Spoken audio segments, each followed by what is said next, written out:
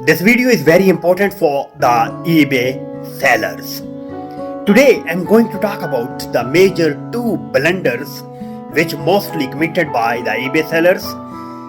Then the eBay seller gets negative feedback, and negative feedback is very crucial, very dangerous thing for the eBay store.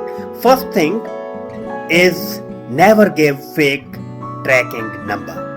If you will give fake tracking number on your order, then your buyer will give negative feedback because of he will not track his order, and definitely he will complain against you on eBay. He will open a case against you on eBay, and definitely you will lose your approach, your access on online business. The second thing, don't cancel the orders frequently.